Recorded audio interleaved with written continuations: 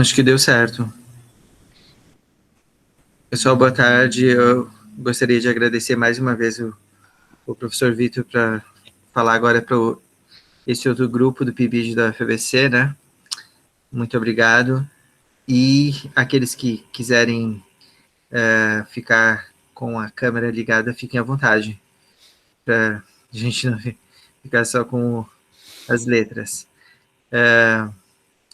Vou fazer como da outra vez, eu acho que não vou fazer a apresentação, mas o professor Vitor pode falar um pouquinho, já que o primeiro slide dele ele vai falar um pouquinho da trajetória dele mesmo. Pode fazer a sua apresentação. Obrigado. Valeu. Então, obrigado, Vinícius, pelo convite. Mais uma vez, é um grande prazer estar aqui. Infelizmente, não presencialmente, né, como a gente estava falando, mas eu espero que a gente possa se encontrar, assim, de fato, em breve, né? Mas mesmo assim, é um grande prazer estar aqui com a oportunidade de compartilhar algumas ideias com vocês na UFABC. Então, como o Vinícius deixou eu me apresentar, e mais ou menos como vocês estão vendo aí na tela, né? Meu nome é Vitor, eu sou professor da UFRJ, eu sou professor do Instituto de Matemática, e o meu campo de pesquisa é em educação matemática, mais especificamente em formação de professores que ensinam matemática, né? Assim como o Vinícius. E aqui na UFRJ eu faço parte de dois programas de pós-graduação que também estão aparecendo aí, que é o programa de pós-graduação em ensino de matemática e o programa de pós-graduação em educação. E, como eu disse, o meu campo de pesquisa, né, principal é formação de professores, né, que ensinam matemática, professores de matemática ou professores com outras formações que ensinam matemática. E, mais recentemente, esse é um pouco o tema da minha fala, a convite do Vinícius, a gente, no meu grupo de pesquisa, né, que é esse grupo,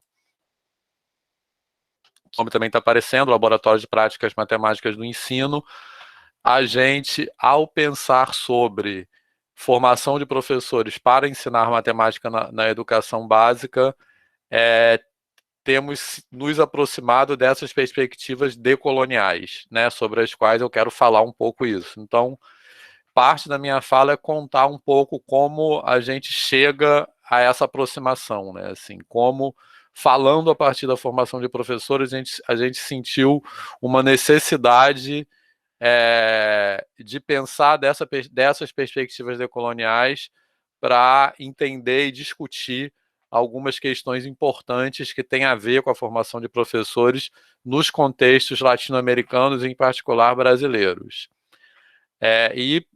Dito isso, eu quero também já pedir desculpas antecipadamente, né? Porque, obviamente, nem todo mundo aqui é graduando ou é da área de matemática de alguma forma, mas todo mundo, pelo que eu entendi, né, está se preparando para ser professor da educação básica.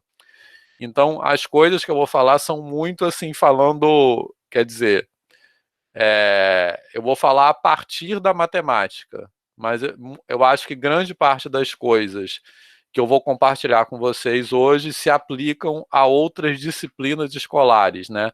Na forma como a escola brasileira está disciplinarmente e epistemologicamente dividida. Então, uma das coisas que a gente até poderia conversar hoje, que acho que seria bacana, é pensar até que ponto as questões que eu estou trazendo são específicas da matemática ou dizem respeito a outras disciplinas escolares.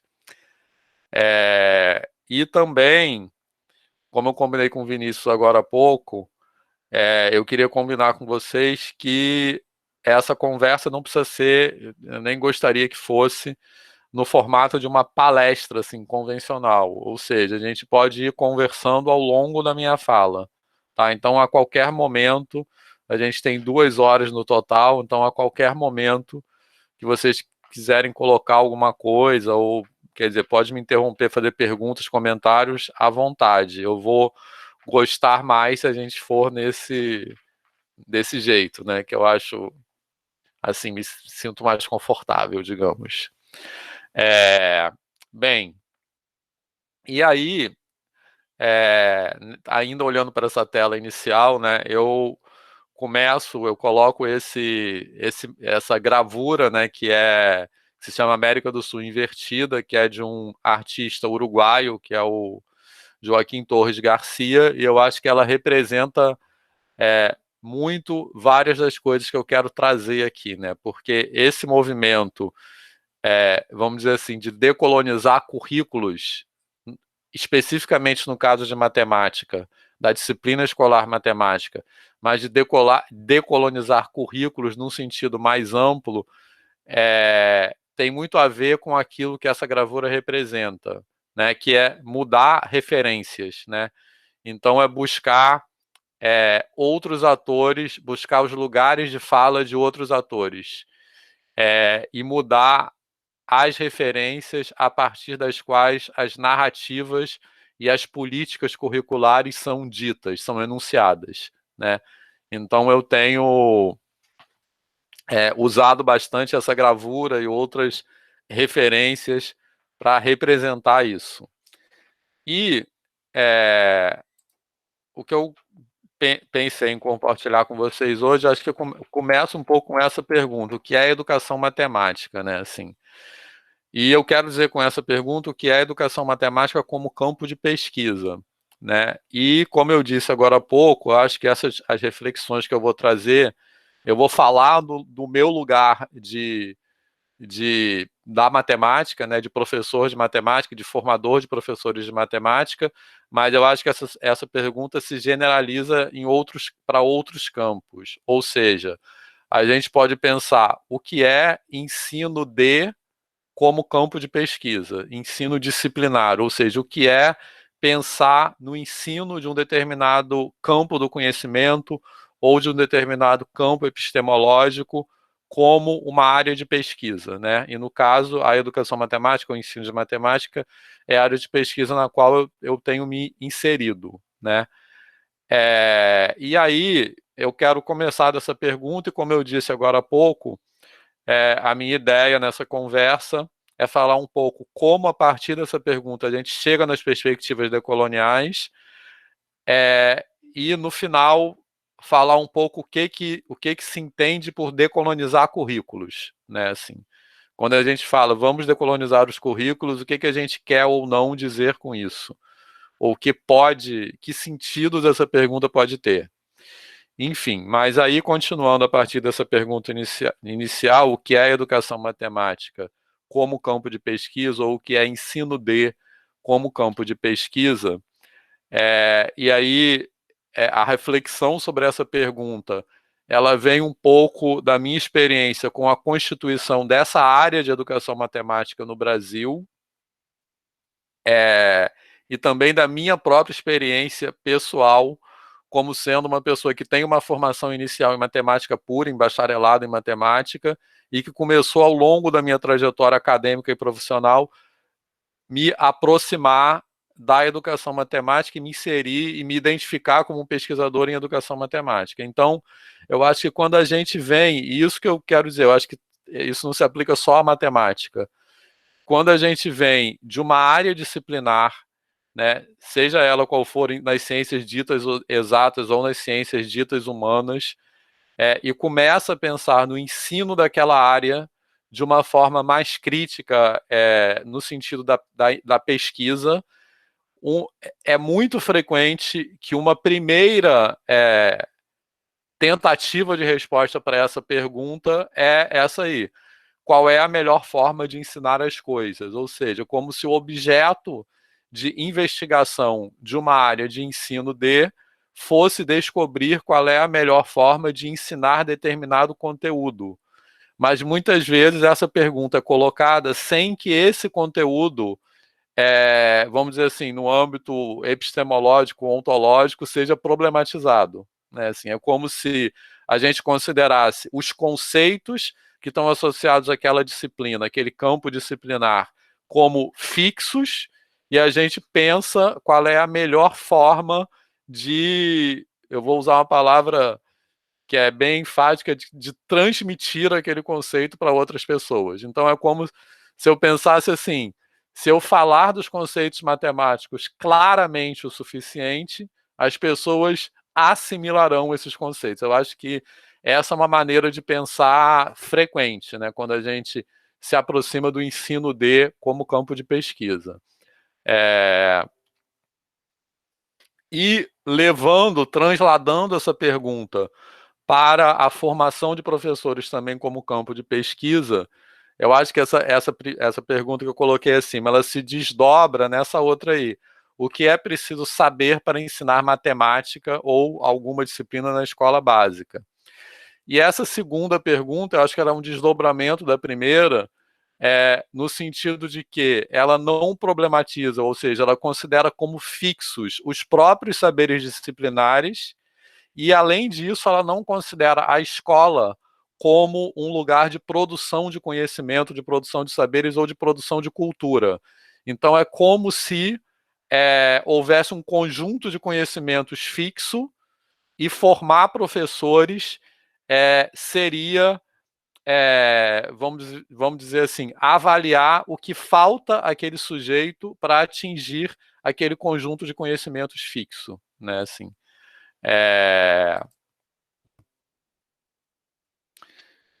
E, como eu disse, ao longo da minha...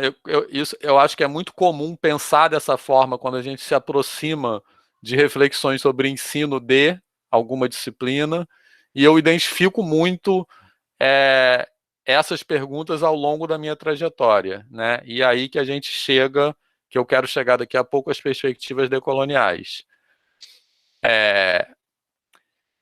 E uma coisa que, para mim, pelo menos, como uma pessoa oriunda da matemática, da disciplina de matemática, foi surpreendente, é que, pelo menos aqui na UFRJ, é muito perceptível de que essa forma de pensar não é exclusiva das pessoas que vêm das áreas de exatas, né? Eu tinha uma expectativa das pessoas que vêm das áreas ditas humanas, como filosofia, sociologia, tivessem uma aproximação diferente, né, inicialmente, para essas reflexões. E a minha experiência aqui, pelo menos aqui na UFRJ, é que não é. Assim, talvez até essas reflexões sejam mais provocadas nas disciplinas, ou seja, a problematização dessas reflexões seja mais provocadas nas áreas ditas exatas do que nas áreas ditas humanas, que para mim é uma coisa que eu não consigo entender totalmente, e seria até legal ouvir vocês, né? Aí, nesse sentido, eu acho até que a UFABC, por essa estrutura curricular que é inovadora no bom sentido, e eu acho bem melhor esteja à frente nesse sentido, não sei. Mas então, Caio. Não, é só fazer um comentário sobre sua fala, numa coisa que me veio assim, me ocorreu, né? Que é justamente assim, eu fiz essa disciplina de didática na licenciatura em filosofia, né? Essa disciplina, né? Que esse tema está relacionado com a didática. Uhum. E é curioso porque não teve muito isso, assim, de uma forma mais pragmática, né? De qual a melhor forma de ensinar as coisas, assim. Uhum. Tipo, não sei qual que é a melhor forma de ensinar as coisas. Vai depender ali da situação, do momento, né? Uhum. Então, Exatamente. talvez isso também tenha a ver com o fato da formação, assim, porque você falou da UFABC, por isso que eu comentei, porque, por exemplo, na UFABC a gente não tem um departamento de educação, ou, por exemplo, curso de filosofia. Não tem, acho que não tem nenhuma pessoa que fez pedagogia, são pessoas que são filósofos, né? Então a gente tem aula de filosofia, tem até a disciplina filosofia do ensino de filosofia, dentre outras, né? Filosofia do ensino de filosofia? Não, Por porque aqui a exemplo, gente tem filosofia da educação, mas é tipo geral, assim, para todas as licenciaturas. essa daí também, né? Que é aquela mais dos fundamentos, né? Só sociologia da educação que eu acho que não tem na UFABC. Tem psicologia da educação. Não, psicologia da educação não, aqui chama desenvolvimento e aprendizagem. Muitas disciplinas são um pouco diferentes, porque como é quadrimestral, né, o período letivo, então acaba as disciplinas sendo menores, assim, em termos de conteúdo. Mas era um pouco para falar mais disso, assim, então, pelo menos quando eu fiz, também depende muito do professor, né, que ele vai selecionar ali no currículo para trabalhar, ementa no programa, mas tinha bastante, eram mais discussões teóricas mesmo sobre didática. Então, mas o que você está falando também é uma questão mas assim, o que eu quero dizer com o que eu estou problematizando nessa pergunta é o seguinte, a gente não, que eu vou botar até no slide em seguida, mas já adiantando, que a gente não é suficiente quando a gente pensa em ensino a gente pensar em qual é a melhor maneira de ensinar a coisa, pensando só na coisa, no caso, no conteúdo. É como se essa pergunta ignorasse os contextos e os sujeitos, ou seja, ensinar um determinado conteúdo em contextos, vou falar de novo da matemática, sei lá, fração. Não existe uma melhor maneira de ensinar fração que funcione, vamos dizer também entre aspas, em qualquer lugar onde você está ensinando. Quer dizer, então isso que eu quero dizer com problematizar. Então, o que você está falando, eu acho que tem a ver com isso, mas peraí, o Carlos levantou a mão, já vou passar a palavra, tá? Mas é também talvez um pouco uma outra coisa, né? Que é muitas vezes tem que é aquele velho 3+1, não sei se vocês já ouviram falar, que é a origem que vocês são mais jovens, né? Que é a origem dos cursos de licenciatura no Brasil, que tinha um grupo, como se fosse bacharelado, né? Uma disciplina, um conjunto de disciplinas específico daquela área, e depois um conjunto de disciplinas de educação, mas de educação geral, né? Assim, que não abordavam problemáticas da educação específica de cada área.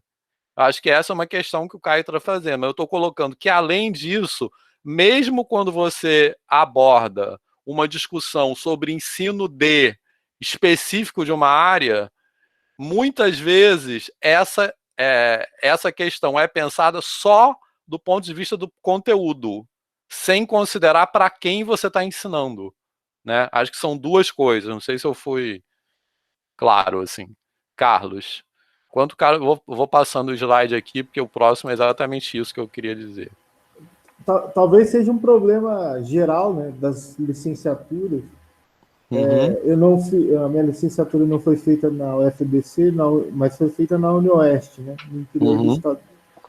E eu tive duas didáticas. Você é professor da UFBC? Não, eu sou professor da rede pública. Ah, tá. De filosofia também? De história. Tá. Eu sou o coordenador, né, do grupo de filosofia, mas minha formação é história. Entendi. E me parece que a minha formação ela é parecida com a de todos, eu acho. Que quando a gente está na matéria de didática, a gente tem bastante teoria, né, da psicologia, da educação, né, daqueles teóricos clássicos, e não tem didática de fato, né? Não tem igual você falou, que me fez pensar isso também. Você falou evidente que quando a gente fala de uma matéria, a gente não tem uma melhor fórmula para ensinar essa matéria. E aí me parece que a didática ela é um pouco prática também, né? Sim. Tentativa e erro. E aí a gente vai desenvolvendo, conforme a gente vai lecionando, uma forma não uma forma específica, mas formas de didática, né? Eu não sei se teria, como a gente aprender na licenciatura, uma didática, uma fórmula. Então... Eu entendi. Não, quer continuar? Era isso, assim, porque eu só queria falar que era isso, né? Parece que toda a licenciatura a gente tem as aulas de didática, mas são muito teóricas na ideia da psicologia da educação, mais do que necessariamente um contexto de didática, de aprender a dar aula. Exatamente. Então, mas aqui na UFRJ acontece o seguinte: a gente tem disciplinas, vamos dizer, de conteúdo específico de cada área. A gente tem um conjunto de disciplinas geral da educação, que são comuns para todas as licenciaturas que são didática, sociologia da educação, filosofia da educação, psicologia da educação e educação brasileira, que é uma disciplina de políticas. E algumas licenciaturas, como o caso da licenciatura em matemática, tem disciplinas de ensino de matemática específicas, né? Mas e outras licenciaturas não, tem só esses 2 blocos. Então é como se fosse ainda 3+1. Mas eu estou falando que mesmo quando a gente tem essas disciplinas de ensino D, muitas vezes a disciplina de ensino D é como se ela considerasse o ensino como se fosse um monólogo. Como se você fosse, assim, uma receita para ensinar determinado conteúdo, sem considerar isso aí que eu estou colocando nesse slide. Que estamos falando de ensinar matemática em que escola, né? Ou seja, essa escola é para quem, essa escola é de quem, em que está referenciada essa escola, né? Assim, ou seja, a crítica que eu estou trazendo é muitas vezes quando se pensa em ensino de um determinado conteúdo, se pensa só no conteúdo sem se considerar qual é o projeto político de escola que a gente está falando, né?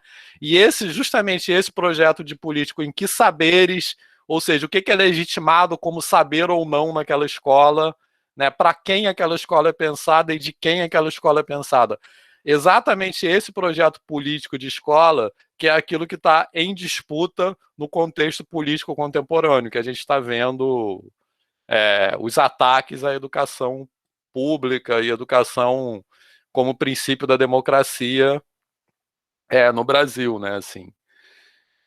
Então, eu acho que muitas vezes na formação da licenciatura, nas formações em geral de licenciatura, como não há explicitamente uma problematização sobre para que aluno você está sendo formado para ensinar, a gente forma ao longo da licenciatura uma imagem de um aluno idealizado. E quando a gente entra na sala de aula da educação básica, não é aquele aluno idealizado que está lá, né? E esse aluno idealizado muitas vezes é um aluno que não passa fome, que tem família, que tem estrutura. Então, o que acontece? E aí a gente tem uma maneira assim, eu vou ensinar, sei lá, adição e subtração para esse aluno. E o que acontece quando a gente chega em sala de aula e o aluno que está lá não é aquele que a gente idealizou, assim. Então, eu acho que é aí que entram as perspectivas coloniais, decoloniais, desculpe. Beleza, então um pouco isso. Pedro. Isso que você falou de pensar também quem estuda naquela escola, qual que é o projeto político daquela escola, tudo. É interessante pensar que, pensando nesse aluno idealizado e dando essa aula para esse aluno idealizado, que é a aula que eu imagino que é ensinada a dar, basicamente, que é nos ensinado a dar, a gente já está reforçando essa estrutura de que esse aluno idealizado, que tem pais presentes, que não passa fome, que tem tempo de se dedicar às tarefas, vai aprender, vai se desenvolver melhor que aquele que não tem, que é a esmagadora maioria dos alunos do nosso país.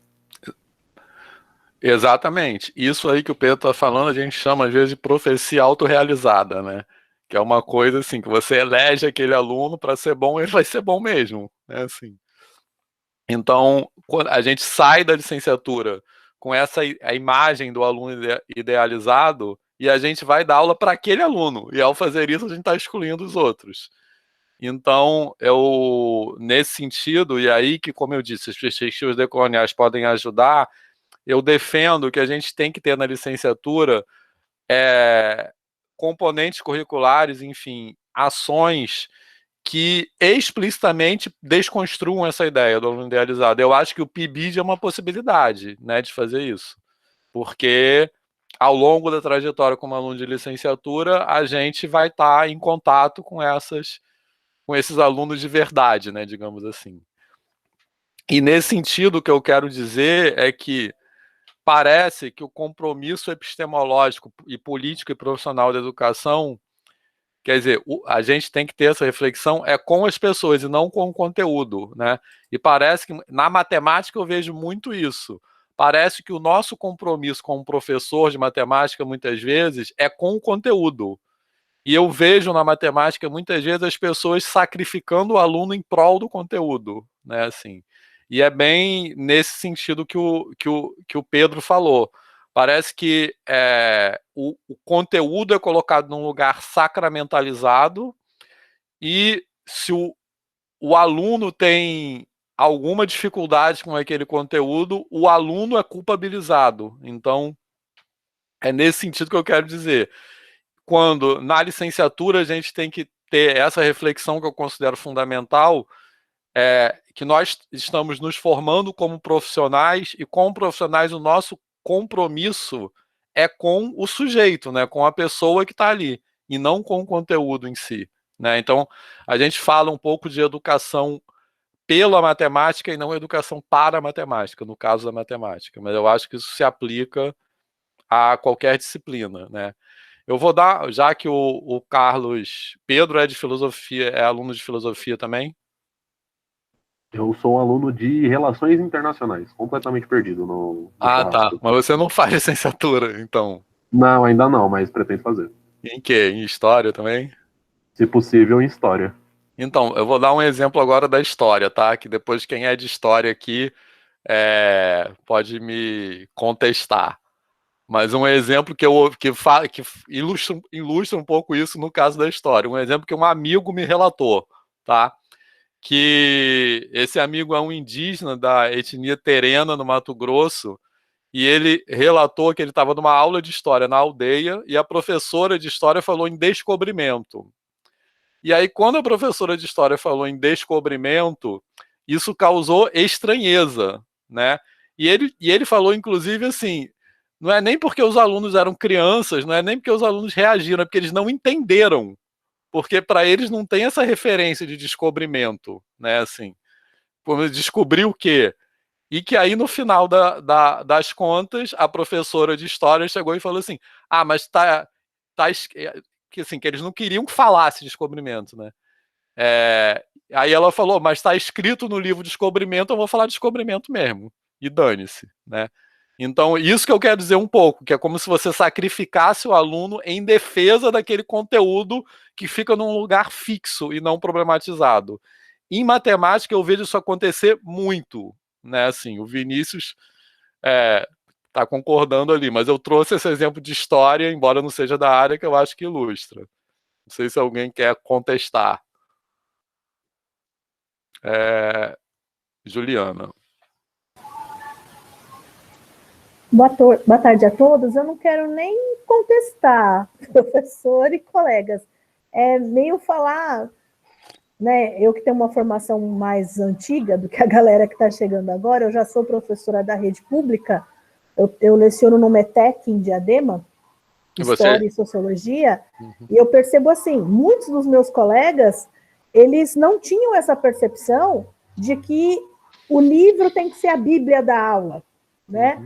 Então, eles vêm de uma formação, que eu acho que é um pouco a nossa, como o professor Victor fala, o pessoal, né, das antigas, e que o livro era a Bíblia, porque muitas vezes, como o pessoal falou, né, a disciplina de didática não te dava muita base, ou mesmo a disciplina, né, esse aluno idealizado, e muita gente usava o livro ali como se fosse o salva-vidas, né? E hoje a gente está vendo que tantos livros a gente está questionando, né? Há uma campanha nacional aí para que não se escolha livros sem representatividade, sem falar contra a violência da mulher, né? Sem falar de um monte de coisa que o governo nacional quer colocar para os livros, mas assim, para além disso, né? O professor que infelizmente está naquela vida louca de estar dando aula online em 3 escolas ao mesmo tempo, que ele continua fazendo isso, né? Que ele fazia presencial, sobra dinheiro para se atualizar? Né? Tem tempo para se atualizar? Quantos, né, tem conhecimento que a UFABC tem cursos de extensão? Eu acompanho a rede da UFABC e por conta disso eu estou aqui no PIBIC. Porque, assim, eu já sou formada, eu estou fazendo a pós, mas são coisas muito importantes. A gente está aplicando essa visão decolonial nas escolas. E ainda não existe material didático para isso, né? Para o professor da educação básica. Então, somos nós que estamos fazendo aí as pós-graduações, os cursos de extensão, né, correndo atrás das informações, que estamos nessa prática, mostrando essas imagens, mostrando essa questão de outras vozes, né? E é muito novo. E o professor que não tem essa abertura para uma formação, para uma atualização, acaba ficando para trás. E o aluno engole ele. Obrigado, Juliana, que você tocou num ponto fundamental, assim, um alerta, porque acho que é muito importante a colocação da Juliana, porque o tom da minha fala, porque é bom enfatizar isso, que pode passar essa impressão, não é de culpabilizar o professor, é de pensar qual é o projeto político de formação. Então não é... Acho que a fala da Juliana ilustra bem isso.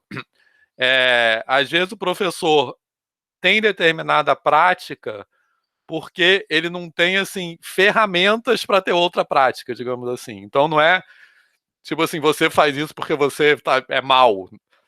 O tom não é pessoal, assim. O tom, o que eu tô querendo provocar com essas questões é como a gente pensa institucionalmente em políticas de formação inicial e formação continuada, né? Então é bem isso. Então a gente tem, e eu acho que hoje a gente tem muito um Estado que se pauta por uma ideia de cada um por si e que joga essa responsabilidade para o professor. Então acho que é muito importante a fala da Juliana para não dar a impressão que a minha fala é personalizada e acusatória, né? O que eu quero provocar são reflexões em como se concebem as políticas de formação inicial e continuada. Beleza, Juliana? Quer acrescentar alguma coisa?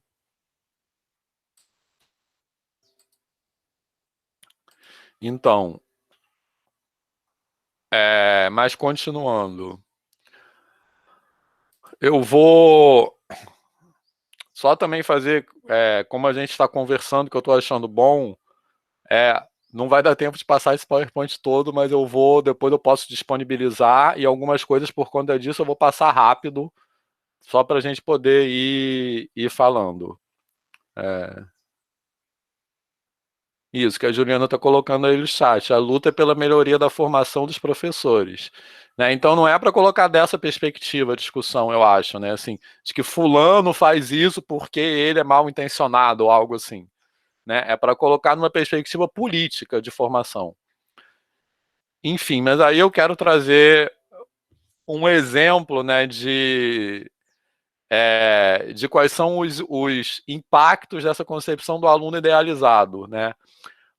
Esse exemplo que eu vou colocar é no caso da matemática. Eu acho que aí, no caso, é uma coisa muito específica da matemática,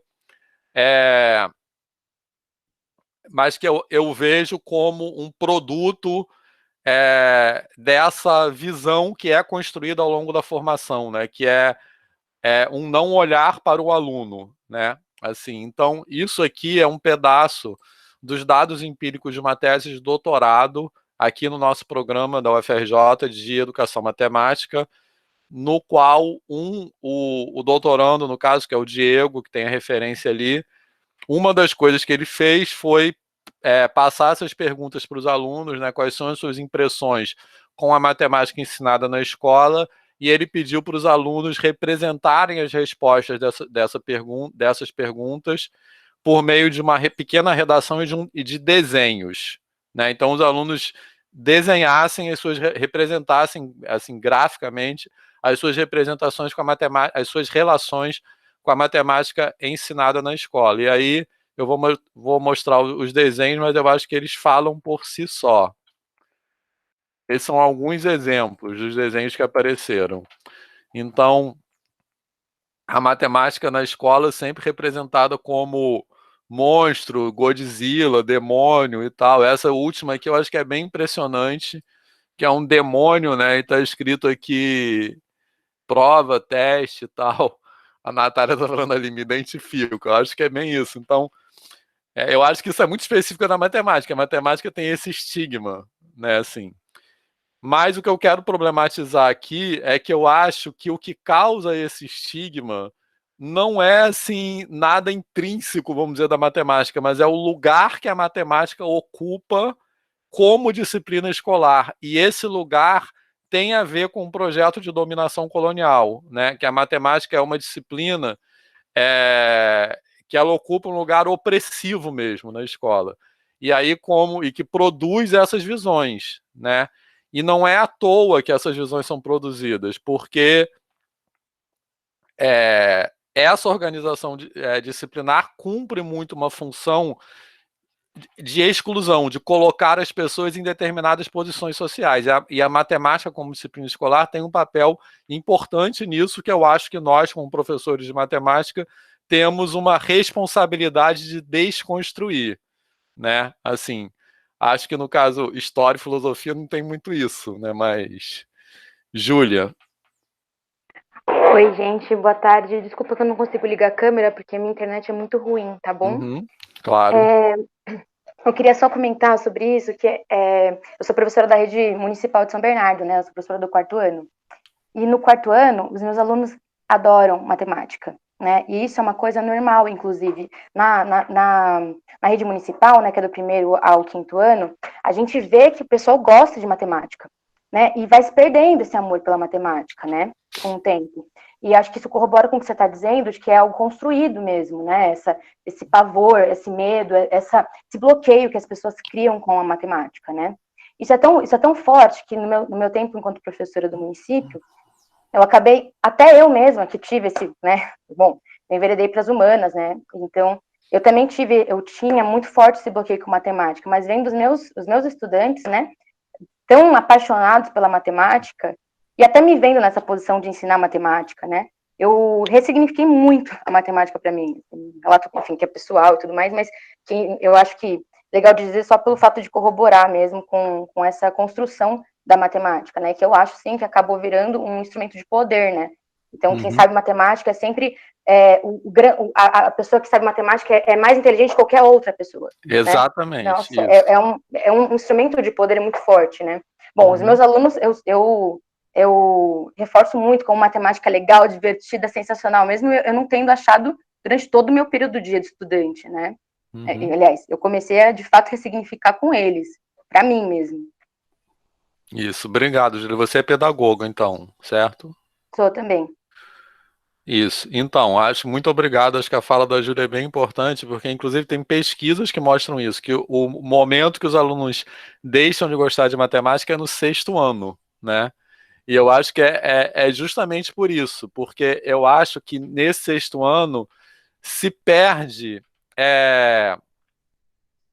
quer dizer, na verdade, se constitui mais essa visão do aluno idealizado, né? E aí tem até, é muito comum a gente ouvir críticas por parte dos professores que ensinam matemática no Fundamental 2 para os professores do Fundamental 1. E as críticas são exatamente que deveriam ser ao contrário, né? O que a gente vê muitas vezes acontecendo no Fundamental 2 com a disciplina de matemática é exatamente aquilo que eu falei agora há pouco.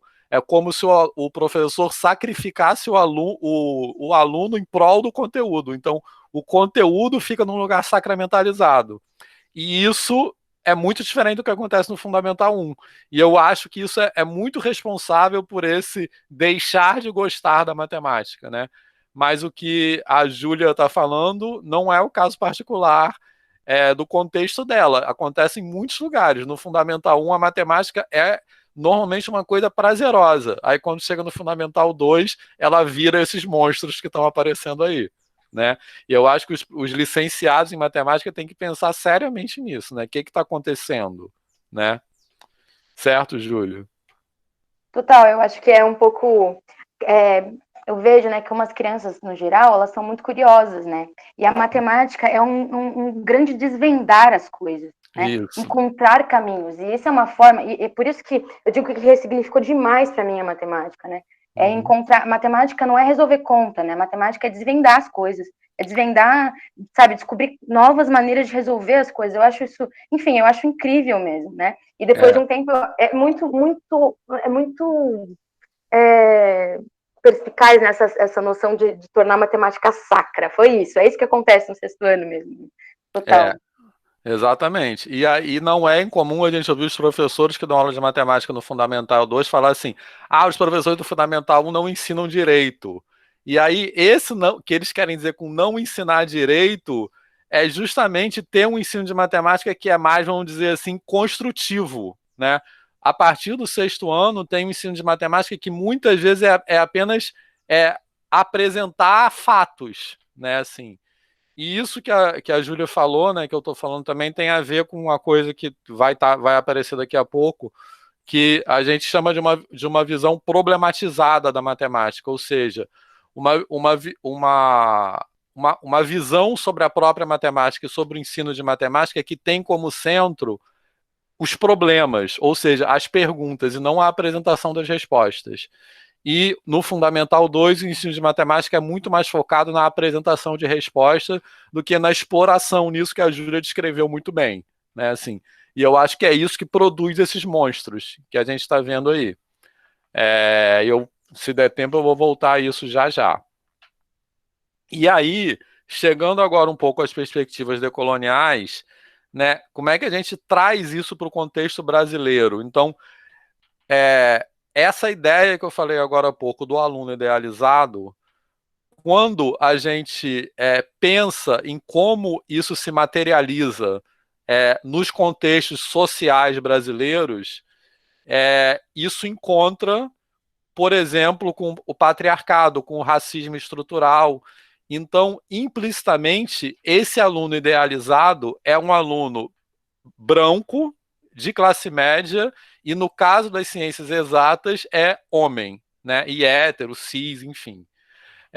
Então, quando a gente traz essa reflexão para o aluno idealizado e como ela, vamos dizer assim, se materializa nesses contextos sociais brasileiros, não tem como a gente deixar de reconhecer que ela é atravessada por questões de raça e de gênero, né? E aí eu quero dar um outro exemplo de uma outra tese de doutorado trazendo que evidencia essa questão. Essa é uma tese de doutorado também no meu programa aqui na UFRJ, e eu vou mostrar algumas imagens aí de cientistas, né? No caso da área mais da área de exatas, né? A gente tem o André Rebouças, que é engenheiro, o Carl Hart, na verdade, é de neurociências, o Neil deGrasse Tyson, que é esse aqui, é físico, essa que aparece em cima à direita, que é a Dorothy Vaughan, que é matemática e que ela é uma das pessoas que inspiraram aquele filme Estrelas Além do Tempo, não sei se vocês viram, que mostra a história das matemáticas negras na NASA, na época da corrida espacial, enfim. Eu estou mostrando algumas imagens de cientistas negros das áreas de exatas. E aí, esse aluno, sim, esse filme eu acho que é bem importante, né, a gente ver. Esse aluno de doutorado, que foi o Rodrigo Moraes, que ele fez? Ele apresentou para os alunos, para um grupo de alunos do ensino médio, um conjunto de fotos, imagens, né, fotos de cientistas de áreas de exatas, né, assim. E dentre esses cientistas, esses aí que eu estou mostrando estavam incluídos, mas era um conjunto de fotos que tinha pessoas brancas e negras, homens e mulheres. E ele perguntou quem dessas pessoas são os cientistas. E os alunos apontaram apenas, quase que invariavelmente, apontaram apenas os homens brancos como cientistas. Ou seja, o estereótipo que aqueles alunos tinham de um cientista é de um homem branco, né? Como se as ciências, um estereótipo segundo o qual as ciências exatas não são um território para pessoas negras nem para mulheres, né? E esse resultado se torna ainda mais dramático quando eu vou dizer para vocês que essa escola onde essa pesquisa foi feita é uma escola onde mais de 90% dos alunos eram negros. Uma escola situada, não só a maioria dos alunos eram negros, como uma escola situada numa comunidade aqui da cidade do Rio de Janeiro, que é a Serrinha, que é da onde vem a escola de samba Império Serrano, se alguém conhece, e que é uma comunidade que tem um movimento de cultura afrodiaspórica muito importante, porque tem o jongo, tem todo um movimento, então. E mesmo nessa comunidade, os alunos negros não reconhecem pessoas negras como cientistas, e nem mulheres, né, assim. Eu acho esse resultado muito contundente, né? E ele mostra, ele nos provoca a pensar quais são as perspectivas de carreira que aqueles alunos da educação básica têm para si próprios, né? Assim. E isso vai de encontro, assim, isso confronta uma ideia que também eu acho que é muito disseminada de que as ciências ditas, eu estou falando ditas exatas, né, que eu sempre coloco ciências exatas entre aspas, porque quando a gente fala ciências exatas, parece que essas ciências não são produzidas por seres humanos.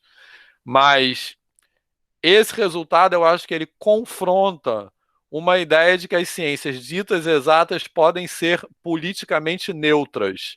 Eu acho que esse é uma visão que é muito forte, que as ciências exatas elas são isentas de política. Esse resultado, eu acho que evidencia que isso não é verdade. E essa ideia de que as ciências exatas podem ser ideologicamente neutras é muito importante pensar nisso, porque ela está sendo apropriada pelos setores que ocuparam o poder executivo no momento, né? Existe um discurso de que coloca assim, em polos opostos as disciplinas ditas exatas e as disciplinas ditas humanas, e que idealiza as disciplinas ditas exatas porque elas podem ser, nas palavras que têm sido usadas, sem partido, né? Ou seja, elas podem ser neutras, né? E eu acho que é muito importante a gente confrontar isso no sentido de que qualquer coisa, né, qualquer ato que a gente faz como professor é um ato ideológico e político. A gente não tem opção de não ser ideológico e político. A gente tem opção de, como professor, pensar a que ideologia nós vamos nos filiar nos nossos atos, né? E eu acho que esse resultado dessa tese de doutorado nos provoca a pensar sobre isso no caso das ciências ditas exatas. E voltando ao que eu falei no começo, não tem como a gente pensar em qual é a melhor maneira de ensinar uma coisa sem pensar em onde a gente está, quais são os contextos e quais são os sujeitos, né? E eu acho que isso nos leva, e pensando especificamente nos processos históricos e sociais de constituição do Brasil, isso nos leva a pensar nesses movimentos decoloniais dentro da educação, né? Eu acho que, basicamente, quer dizer, isso era a primeira parte. Bom, eu vou dar uma adiantada aqui só por conta do tempo, isso é um trecho também de um trabalho nosso, mas uma outra coisa que eu quero colocar, que eu acho que para mim é bem representativa disso, que eu não sei se todas e todos conhecem isso aí, que essa bandeira do Brasil, todo mundo sabe o que é isso ou não? Já viram essa bandeira do Brasil alguma vez? Então, essa bandeira do Brasil eu estou colocando porque, como eu sou carioca, ela é muito representativa para mim, né? Porque essa bandeira do Brasil é uma bandeira que foi usada no enredo da Escola de Samba Mangueira no Carnaval de 2019, né? E o enredo, no caso, né? O título do enredo era Sair, História para Ninar Gente Grande, mas era uma ideia de que, assim, a ideia do enredo era a história que a história não conta, né? Assim, então, quem são os sujeitos da narrativa histórica usual, convencional, assim. Então, esse samba, ele pretende provocar uma mudança de lugar de fala nessa narrativa histórica. Então, ele vai falar, por exemplo, isso que eu estou destacando aí, né? Com versos que o livro apagou, desde 1500 tem mais invasão do que descobrimento, que é uma coisa que até dialoga com aquele exemplo que eu falei na aldeia indígena agora há pouco. Então, tem sangue retinto pisado atrás do herói emoldurado. Então, mulheres, tamoios, mulatos, eu quero um herói que não está no retrato, né? Assim. Então, esse samba enredo, ele fala basicamente disso, né? Que a gente tem uma narrativa histórica que, pelo menos num senso comum, ela é muito legitimada, né? Que é uma narrativa histórica que é heróica, né? E que coloca no lugar de herói, em geral, o branco colonizador, e ele nos provoca a pensar numa narrativa histórica que mude o sujeito dessa fala, né? Assim, e essa bandeira do Brasil aí é uma subversão dos símbolos nacionais, né? Porque ela substitui a frase da bandeira, ela põe, em vez de ordem e progresso, ela põe índios, negros e pobres, e ela muda as cores verde e amarelo pelas cores da escola de samba, né? Que é verde e rosa, né? Então eu acho que para mim isso fala muito comigo, porque essa subversão desses símbolos nacionais que no momento político do Brasil tem sido essa verde e amarelo, né, a camisa da seleção, esses símbolos nacionais têm sido muito apropriados por setores de extrema da ultradireita e que reivindicam uma noção de patriotismo que na verdade pretende dizer o que é e o que não é ser brasileiro, ou seja, o que está de fora desse ser brasileiro. Que exclui negros, índios, pobres, então isso que essa narrativa me provoca. E a reflexão, que eu acho que nessa outra frase, trazendo agora para o contexto educacional, essa outra frase que eu estou aqui em cima, o avesso do mesmo lugar, né, assim, como a gente tem, como essa narrativa histórica idealizada, ela repercute nas nossas práticas como professores. Então, essa frase, o avesso do mesmo lugar, para mim, ela diz muito sobre a desconstrução daquela ideia do aluno idealizado. Então, é como se fosse virar do avesso aquilo que já está ali nos diversos contextos de sala de aula, mas que muitas vezes é invisibilizado, né? Assim. Então, é virar isso do avesso. Então, o avesso do mesmo lugar é aquilo que já está ali, mas que fica fora dessa ideia do aluno idealizado, né? Então, eu trago esse samba porque, para mim, é uma referência muito importante, assim, que me provoca muito a pensar nisso, e que eu acho que é muito situado aqui no lugar de onde eu venho, aqui no Rio de Janeiro. Beleza? Algum comentário?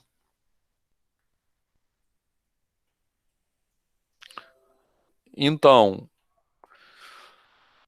e aí uma outra referência, né? Porque eu acho que também decolonizar os currículos, que tem a ver com o que eu vou falar na segunda parte da minha fala, tem a ver também com a gente pensar a partir de outras referências, né? Assim. E eu trago aqui essa fala, esse aí é o Mateus Aleluia, que é um músico brasileiro, e que ele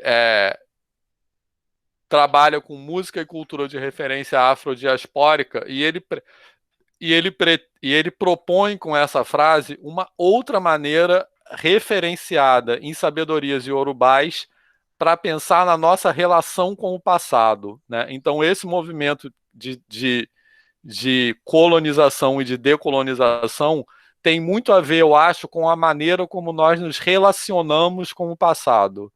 E eu acho que a gente vive no Brasil do presente, basicamente, como se o nosso passado histórico, em grande medida, não tivesse existido, né? Assim. Então, a gente naturaliza as relações, por exemplo, as relações sociais e o racismo estrutural, por exemplo, no Brasil contemporâneo, como se a gente não tivesse até pouquíssimo tempo, historicamente pensando, existido escravidão formalizada no Brasil, né? Então, o que ele propõe, o que o Mateus Aleluia propõe, que eu acho que tem muito a ver com esse movimento de decolonização, é outra forma de transladar o passado para o presente, ou seja, de situar o presente no passado e, a partir desse movimento, projetar uma ideia de futuro. Então, eu acho que é isso que a gente precisa fazer. Eu estou falando muito de história, mesmo sem ser da área de história, mas não é só na área de história. A gente precisa pensar em como a gente faz esse movimento nas nossas práticas como professores nas diferentes disciplinas, né? Assim. E isso tem a ver, como eu disse, em pensar nessas coisas, nessas ideias, a partir de outras referências. Bem, e aí, isso aqui eu acho que eu vou dar uma adiantada, porque eu estou falando de autores que trazem ideias que basicamente a gente já conversou, só por conta do tempo mesmo, né? São autores que vão falar de saberes docentes, e basicamente a ideia, né, sobre a qual a gente já falou bastante, é que a gente não pode pensar nesses saberes docentes disciplinares só do ponto de vista do conteúdo disciplinar, né? Essas ideias são alguns autores que falam sobre isso, né, em formação de professores, né? Então, o que eu quero dizer com isso é que esses autores, eles reivindicam uma coisa importante, que eles reivindicam a docência na educação básica como uma profissão que tem saberes próprios e que são saberes produzidos na prática da educação básica. Então, essa é uma reivindicação importante, né? Que, assim, que ser professor de matemática não se reduz apenas a saber matemática. Exige também uma reflexão sobre saberes que são produzidos na aula de matemática na educação básica. Então, essa é uma reivindicação importante, mas que não é suficiente, porque ela, por si só, ela pode não ser suficiente para enxergar justamente quem são os sujeitos, quem são os atores nos diferentes contextos educacionais. Ou seja, ela pode não ser suficiente para desconstruir aquela ideia do aluno idealizado, né? E aí que eu acho que entram as perspectivas decoloniais. Também vou dar uma adiantada aqui. E eu quero falar um pouco de alguns autores nos quais nós temos nos referenciado para falar de decolonialidade, né? Esses autores que eu vou... quer dizer, isso que eu vou citar muito rapidamente em seguida, são autores latino-americanos, né, de um grupo que se auto-intitula Grupo Modernidade/Decolonialidade, e que vão falar dessas perspectivas decoloniais que a gente está tentando trazer para a formação de professores. Então, esses autores, eles baseiam muito a discussão que eles propõem sobre decolonialidade numa reflexão sobre quais são os sentidos do termo modernidade, quando a gente fala isso. Então, eles colocam que existe um pensamento colonial que se baseia numa ideia de modernidade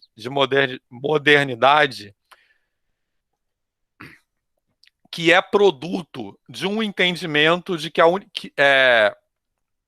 existiria um desenvolvimento linear e universal da humanidade, baseada numa ideia única de progresso que é referenciada nas culturas eurocêntricas, né? Então, como se existisse uma ideia de saber e uma ideia do que é bom e que é belo que fosse única para toda a humanidade, né? Que fosse universal nesse sentido, né? E essa ideia de que eles chamam de modernidade eurocêntrica é uma ideia que foi usada ao longo do processo de colonização do continente americano para justificar todos os genocídios e as escravizações. Então, é uma ideia de que a humanidade como um todo caminha inexoravelmente e conjuntamente em direção ao progresso, que quem não está alinhado com esse caminho está num lugar de primitivismo e que qualquer violência é necessária para retirar aqueles povos do seu estado de primitivismo. Então, essa ideia essencializada de modernidade eurocêntrica, segundo o que esses autores argumentam, ela foi usada, por exemplo, para justificar a escravização dos povos afrodiaspóricos e o genocídio dos povos originários, né? Como se aqueles povos estivessem atrapalhando esse caminho para o progresso e esse genocídio e essa escravização fossem justificáveis para desobstruir esse caminho, né? E o que esses autores vão argumentar é que essa ideia de que eles chamam de colonialidade, ela sobrevive ao colonialismo formal, porque a mesma lógica ainda é usada para justificar coisas que acontecem na contemporaneidade. E a gente está vendo essas coisas, esse tipo de argumentação, eu acho, de forma muito evidente no contexto da pandemia, né? Que é a mesma lógica de argumentação. A gente não pode fechar a economia em defesa da economia. Então é preciso sacrificar vidas para ir em direção ao progresso. E, na verdade, a reflexão que nós deveríamos ter nesse momento de pandemia é que esse modelo econômico que nós temos é desumano, porque ele reclama o sacrifício de vidas para se manter nesse caminho de progresso. Então, o que esses autores vão argumentar é que essa ideia universal e linear de progresso foi usada e continua sendo usada para produzir uma lógica, essa lógica que coloca determinados corpos, saberes e formas de estar no mundo num lugar de primitivismo e que culpabiliza os próprios sujeitos por esse seu suposto estado de primitivismo. E aí, trazendo para o contexto educacional, a reflexão que isso provoca é quando nós fazemos isso nas nossas práticas docentes, né? Como nós produzimos aquela ideia de aluno idealizado, que eu falei no começo, e nós culpabilizamos os próprios alunos, os próprios sujeitos, por não corresponderem a essa ideia de aluno idealizado, né? Então, essas referências decoloniais, eu acho que elas nos ajudam a pensar que essa ideia de aluno idealizado, ela é referenciada nessa ideia universal e linear de progresso, né? E, novamente, a gente traz isso para os contextos sociais e históricos do Brasil e isso nos ajuda a reconhecer que essas ideias são atravessadas por questões de raça e de gênero, por exemplo. Então, então isso aí, basicamente, eu já falei, né? O que esses autores propõem, com base nessa reflexão, é uma ideia de colonialidade. O que eles chamam de colonialidade são os padrões de poder que são inaugurados com o colonialismo territorial e administrativo no continente americano, mas que sobrevivem a eles, né? E que determinam, por exemplo, as relações intersubjetivas e as relações educacionais e as relações de trabalho ainda até hoje, né?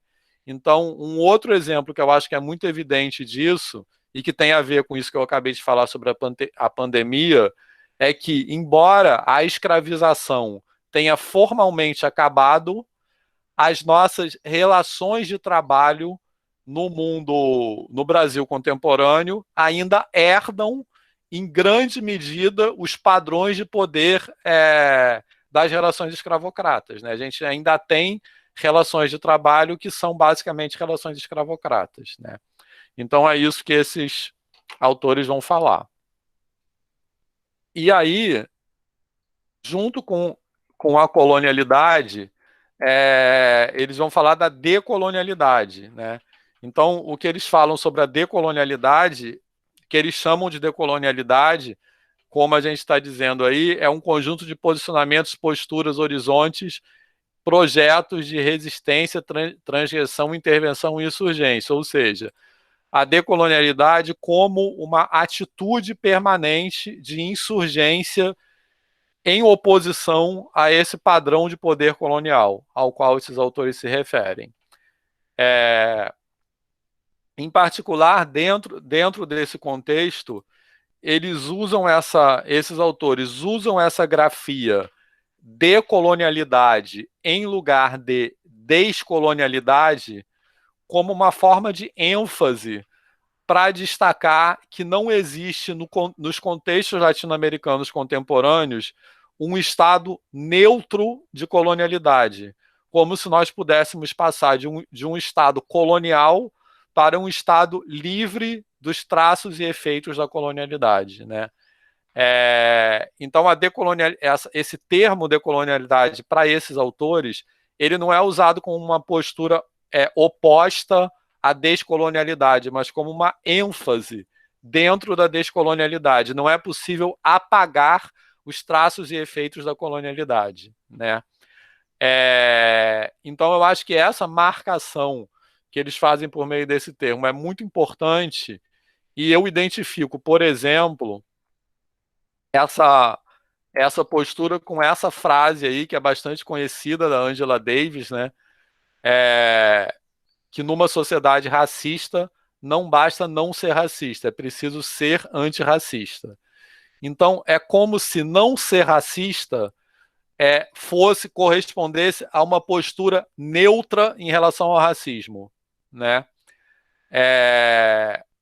E ser antirracista corresponde a uma postura ativa de oposição ao racismo. Então, o que esse termo decolonialidade vem reafirmar é que nesses contextos não existe uma posição politicamente neutra, né? E muitas vezes a gente ouve, eu acho, no Brasil contemporâneo, que uma forma de não ser racista é negar que o racismo existe. É fazer de conta que existe uma simetria social que não existe, né? Então, isso que seria supor que a gente pode viver numa sociedade livre dos traços e efeitos da colonialidade, né? Assim. E aí a reflexão como eu disse, como isso atravessa as nossas práticas como professores e os contextos em sala de aula. Carlos. Ouvindo você, professor, não dá para não pensar no mesários, né? Na educação para além do capital. Uhum. E o que eu percebo muito na prática, né, do professor, e pensando também na prática e lendo sobre a reforma empresarial na educação e tal, é que a gente a educação ela não tem como não ser libertadora se a estrutura ela é racista, ela é pensada por homens brancos, né? Essa reforma da educação ela não é pensada de forma universal, né? Ela foi pensada ali por um grupo de ONGs que a gente, né, Fundação Lerman, Fundação Ayrton Senna, etc., que estão entrando, esses grupos entram dentro, né, da estrutura do Estado e organiza ali a reforma para a educação justamente ela ser excludente, né? E aí passa pelo aquilo que a professora Juliana falou, né? A gente tem dois extremos. A gente tem uma galera que está saindo da universidade para a escola com essa ideia de aluno ideal e, principalmente no estado de São Paulo, uma categoria de professores muito envelhecidos, que é esse professor que não tem elementos materiais para fazer uma discussão que não seja discussão do livro didático. Né? Então a gente precisa resolver essas questões e não dá para, e eu não consigo pensar isso, né? Por isso que eu falei do mesário, sem pensar uma transformação na estrutura, né? Então eu acho que vai muito nisso que você falou, assim, que é excelente, é isso, né? A gente precisa reorganizar essa estrutura de poder e de alguma forma, né? Isso. Então, aí eu fico pensando assim, como resistir a isso? Obviamente eu não tenho resposta, que é super difícil, né? Essa estrutura é muito forte, muito poderosa. Mas eu penso que um lugar estratégico para resistir, que a gente consegue resistir, é nos cursos de licenciatura nas universidades públicas, né? Assim, pensar, como eu falei agora há pouco para a Juliana, em qual é o projeto político desses cursos de licenciatura e quem são os professores que estão sendo formados nas universidades, né? Eu acho que isso não é, assim, vamos dizer, a solução para o que o Carlos está falando, mas é um lugar de resistência, né, assim.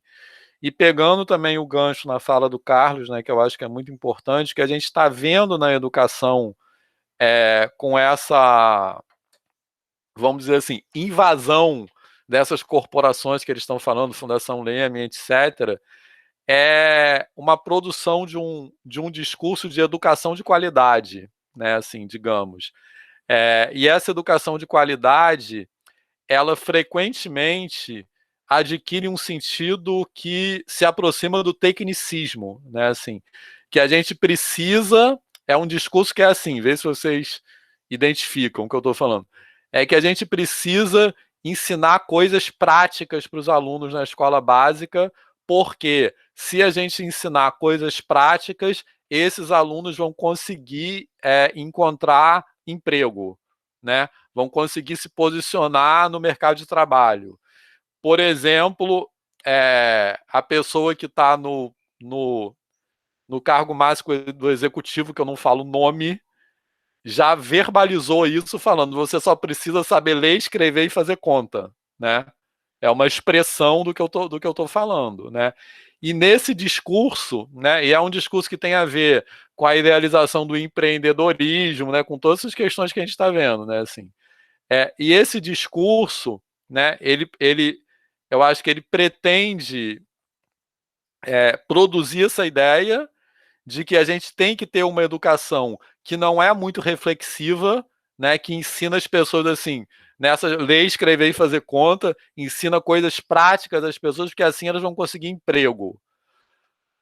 Então, o que está por trás desse discurso? É que as pessoas vão conseguir emprego, ou seja, vão conseguir trabalho, mas é um trabalho precarizado.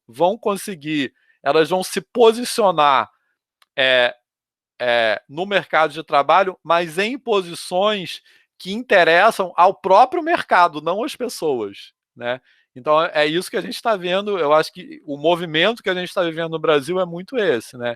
Esse discurso de uma equação de educação de qualidade, mas é uma educação de qualidade para quem, né? Assim, a gente não pode ter uma educação de qualidade que não seja democrática. A gente não pode ter uma educação de qualidade, seja qual for o sentido de qualidade, que não seja pública, que não seja para todos, né?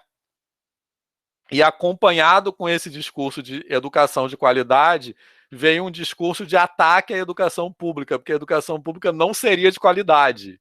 Então, o que quer dizer de qualidade, né? Eu acho que é isso. Pegando a fala do Carlos. Vai lá, Carlos. E não só isso, né?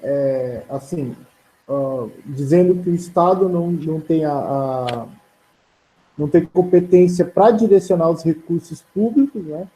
Culpa o professor. Eu estou falando isso para você porque a gente já está vivendo, assim, aqui no estado de São Paulo, já tem alguns projetos, essas ONGs, dentro das escolas. Segunda-feira mesmo, acho que é em vários lugares, né? Não só em São Paulo. Mas vai lá. Segunda-feira mesmo, a gente teve uma palestra, entre milhares de aspas, de uma universidade particular, né, que estava vendendo assim, uma pós-graduação específica para projeto de vida, para o novo currículo do ensino médio, né, que tem agora essas matérias, projeto de vida, tecnologias, etc. Empreendedorismo, que tem escolas que têm uma disciplina de empreendedorismo. Né? E aí, a gente percebe o seguinte, então, já tem uma fala de culpar o professor, né, de responsabilizar há muito tempo, de responsabilizar o professor pela essa educação ruim, como se ele fosse, de fato, o responsável por não ensinar, por não trabalhar direito, né, por não... uma série de coisas. E essas ONGs administrar também a direção, né, a direção da escola. Como é feito, para exemplo, né, de quem conhece, como é feito na saúde no estado, na cidade de São Paulo. Né, que passa a administração do hospital para uma ONG, aqui também. ONG recebe Organizações sociais, né? Recebe o dinheiro, contrata os profissionais, etc. Então, a minha preocupação nesse sentido seria eu não percebo, e aí é uma questão minha mesmo, eu não percebo, vindo da universidade, essa tentativa de uma resistência a isso. Uhum. Eu estou falando mais assim na área de história, né? Organismos como a AMPU, por exemplo, não percebo uma tentativa de barrar, né, essa questão, como se isso também não atingisse a universidade a longo prazo. Porque se a Exatamente. gente tem uma profissão de profissionais hoje que pode ser,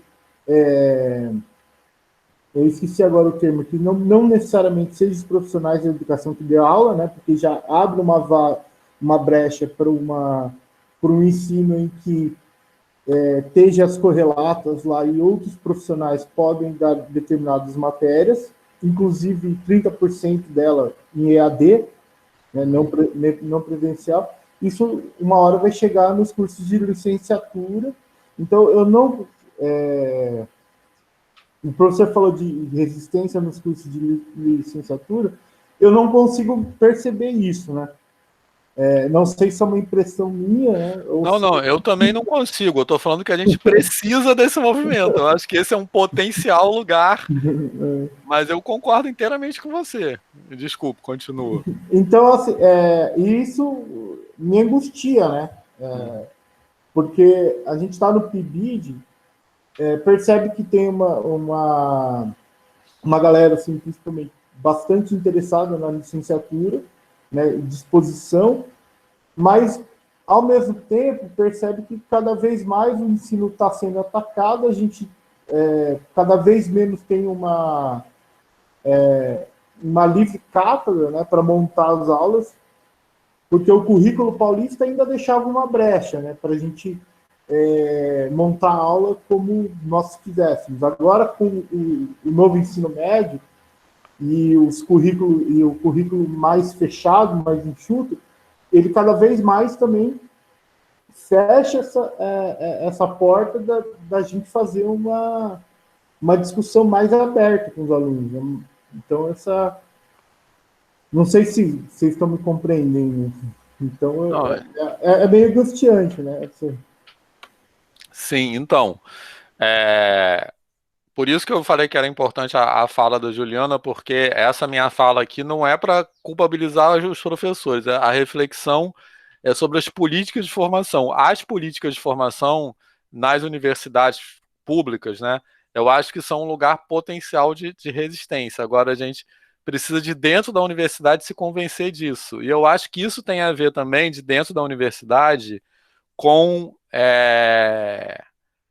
a velha separação entre ensino e pesquisa, né? Então você falou da AMPU, né, por exemplo. Eu acho que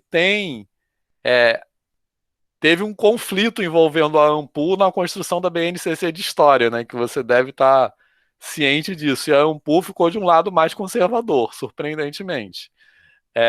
Então parece que as pessoas dentro da universidade querem garantir os seus nichos de pesquisa e continuam vendo o ensino de graduação como uma coisa menos importante e aí a licenciatura como algo menos importante ainda.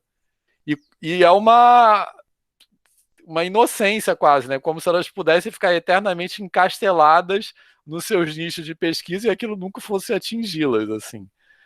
E eu percebo muito, pelo menos aqui da UFRJ, que isso não vem nem da reitoria, da administração central, vem dos colegas mesmo. Às vezes, quando os reitores e pró-reitores tentam fazer alguma política, os colegas resistem. Então, a minha fala aqui é de uma proclamação de resistência de dentro da universidade, mas inteiramente com o mesmo entendimento do Carlos. Eu acho que é um lugar que a gente precisa ativar essa resistência, assim. Mas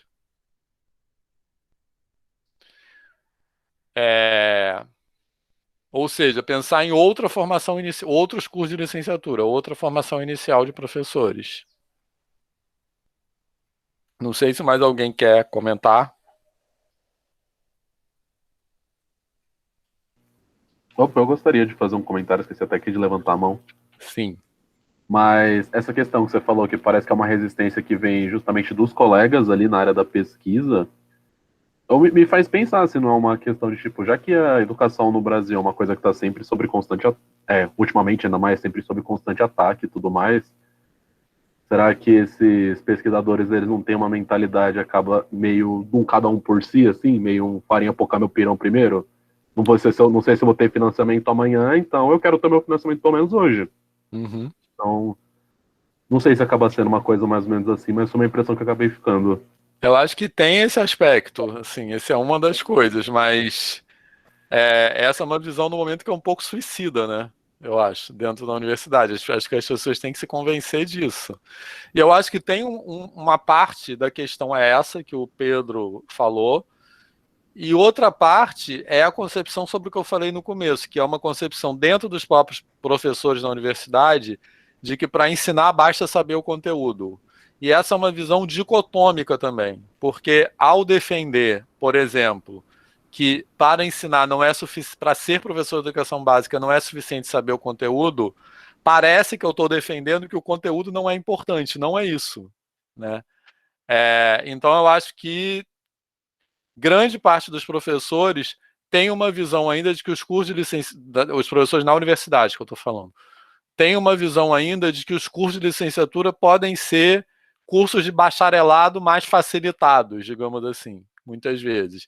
Os cursos de licenciatura não têm como se eles não precisariam ter uma personalidade própria. E essa personalidade própria eu defendo, que passa por desconstruir explicitamente essa ideia do aluno idealizado, né? Assim, então, eu acho que talvez dentro da universidade que precisa é esse convencimento. Eu acho que tem o aspecto que o Pedro comentou, né, como é que é? A farinha é pouco meu pirão primeiro, mas tem essa outra coisa que eu falei também. Eu percebo isso, assim, dentro da universidade. E aí, quer dizer, são duas coisas um pouco diferentes, assim. Mas as duas coisas, Carlos. Só uma pergunta, isso, pensando assim, tem a ver também com a questão de classe e gênero da formação desses professores, dessa academia que, em geral, é de classe média alta, branca? Eu acho que sim. Porque isso parece, assim, se na escola a gente já tem uma quantidade de professores muito pequena de pretos, né, professores negros e tal, na academia isso é zero, praticamente. Então, tem a ver, assim, o professor consegue imaginar isso, perceber e tal?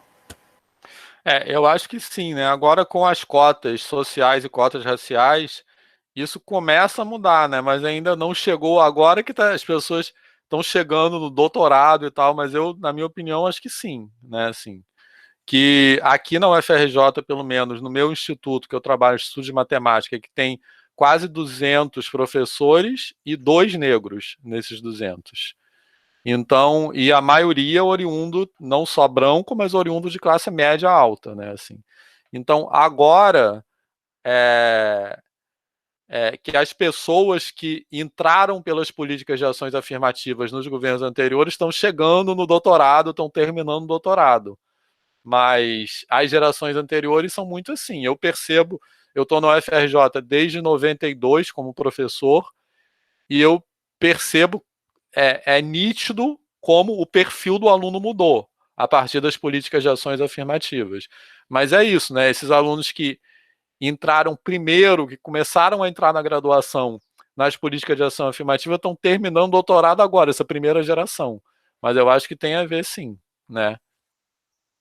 Então, acho que esse, inclusive, é um ponto importante, porque a defesa dessas políticas de ações afirmativas, né, de cotas raciais e sociais, muitas vezes se argumenta em defesa dessas políticas só com base no argumento de justiça social, que é fundamental, justiça histórica, etc., que é importantíssimo, Mas existe uma outra importância das políticas de ações afirmativas, que é transformar a universidade dentro, que é colocar outras pessoas dentro da universidade. E eu acho que isso pode produzir a transformação que o Carlos falou, né? Assim, é trazer outras visões para dentro da universidade, né? Assim, eu acho que isso é bem importante, né?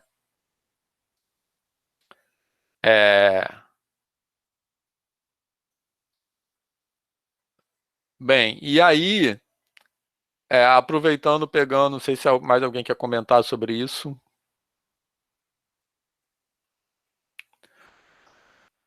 Mas está chegando já quase ao final do tempo, mas pegando ainda nessas perspectivas decoloniais, pegando uma ideia que também acho que é importante, tem a ver com isso, é o que esses autores propõem como pedagogia decolonial.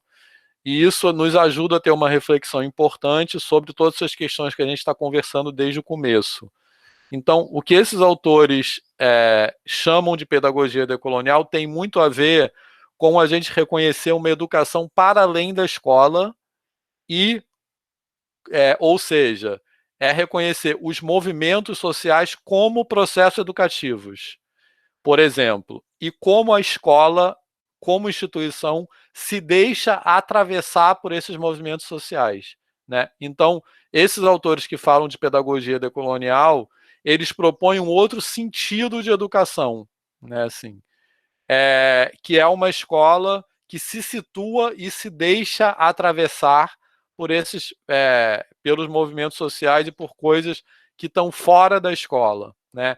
E isso eu acho que é importante, que nos ajuda muito a pensar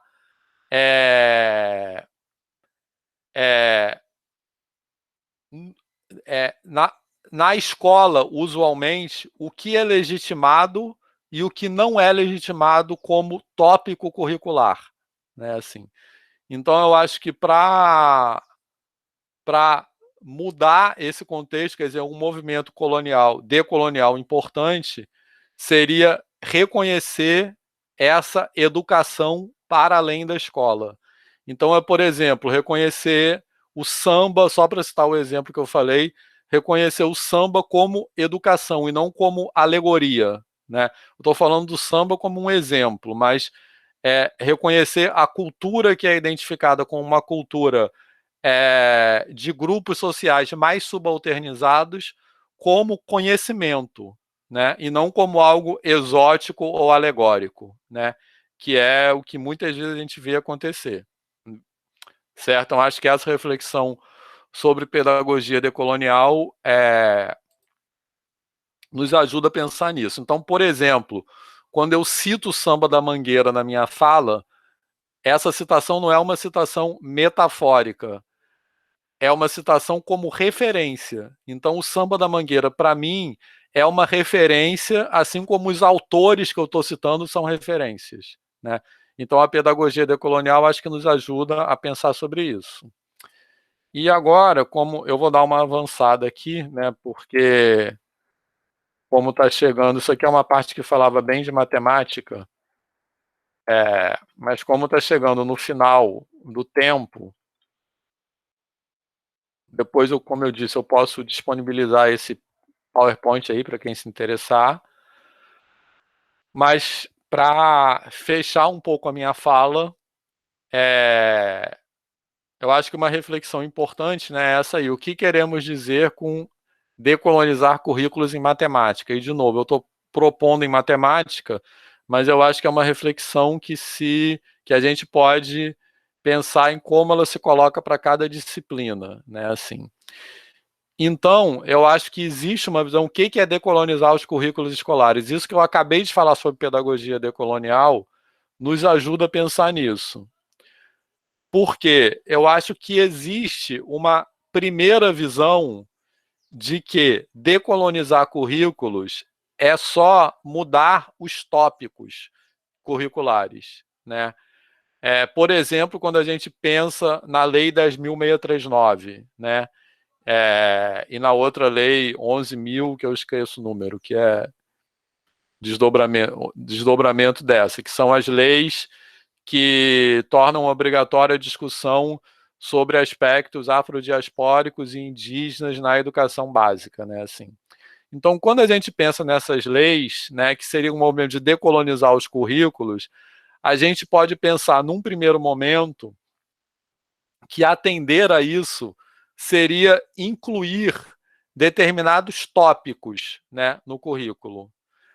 Mas a reflexão que eu acho que é importante é que o movimento decolonial não pode ficar só na inclusão desses tópicos, mas sim em colocá-los como referências de conhecimento, né? Então,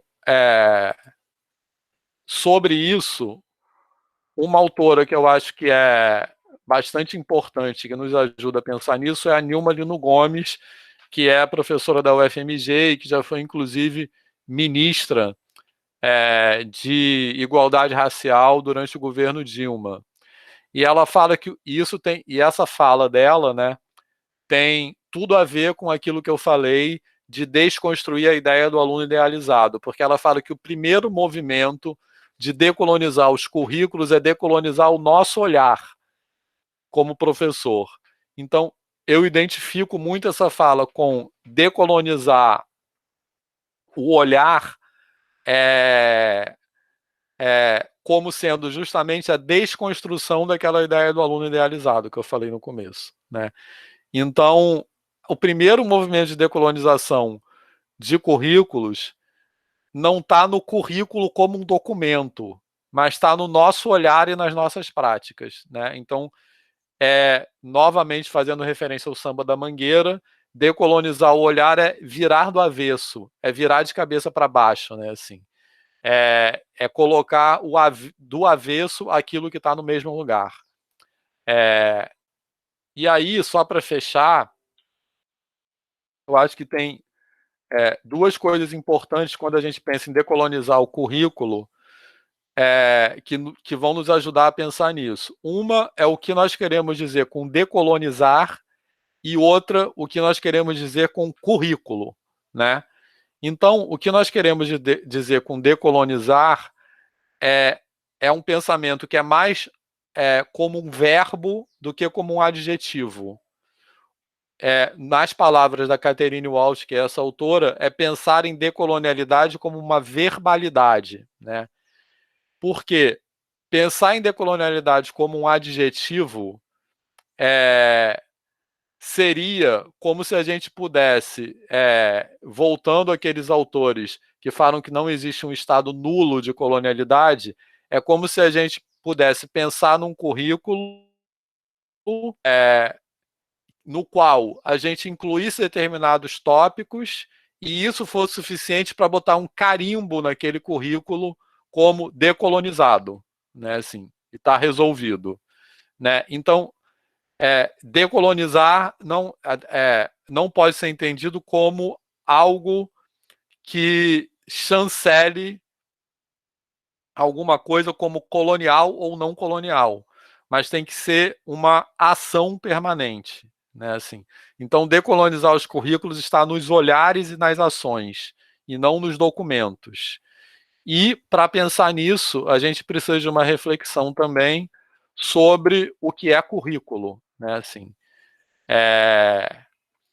Então, a gente não pode, para pensar em decolonização de currículos, a gente não pode pensar em currículo apenas como um documento ou como uma lista de conteúdos ou como uma lista de conhecimentos ou como um conjunto de conhecimentos. Mas currículo é tudo que se faz na escola, né?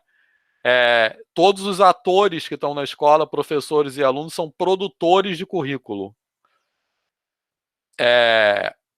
Então, currículo, nesse sentido mais amplo, não é só um documento, mas é um conjunto de disputas, de ações, de posturas, ou seja, é tudo que é culturalmente produzido na escola. E aí, para pensar em decolonização de currículo, eu acho que uma posição que nos ajuda é essa ideia de currículo como espaço-tempo de fronteira cultural. E para pensar nisso, uma ideia que é chave é a ideia de diferença. Ou seja, como a ideia de diferença é mobilizada nas nossas práticas curriculares, nas nossas práticas como professores.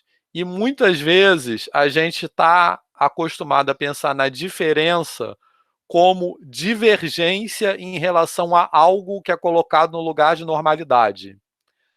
Então, se a gente faz um movimento de decolonização de currículo que se resume a incluir tópicos, por exemplo, de referência indígena ou afrodiaspórica, se a gente não desestabiliza esse sentido de diferença, esses tópicos podem continuar sendo incluídos apenas como algo exótico ou alegórico, né?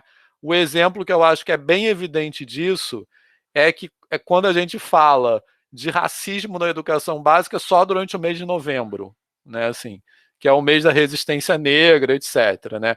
Ou quando fala de questões LGBT, só agora, dia 28 de junho, que é o dia do orgulho LGBT, né? Então, para desestabilizar esse lugar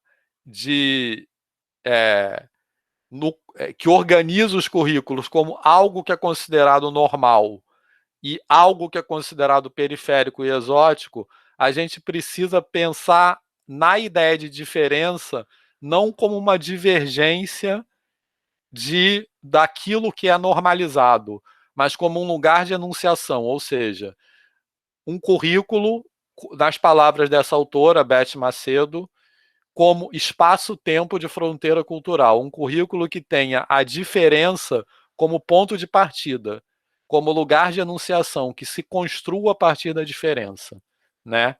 E que não seja simplesmente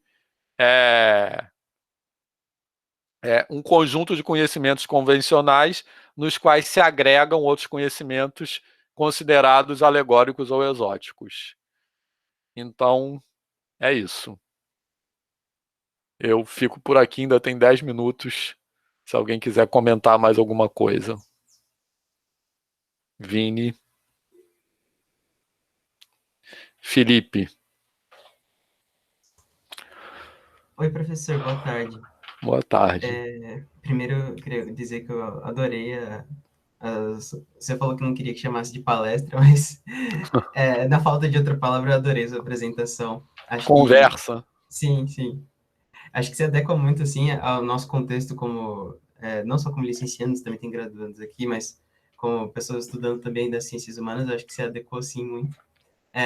Mas o que eu fiquei curioso, justamente, eu acho que em partes, quando você explicou um pouco da sua trajetória lá no começo, você já falou um pouco disso, mas eu queria saber como foi para você, como pesquisador e professor de matemática, encontrar a questão da decolonialidade, né? Porque eu já ouvi em outros lugares, talvez alguns chavões, né? Alguns clichês com relação a essas duas áreas, de que, tipo, matemática e matemática em todo lugar, por que teria uma matemática decolonial, né?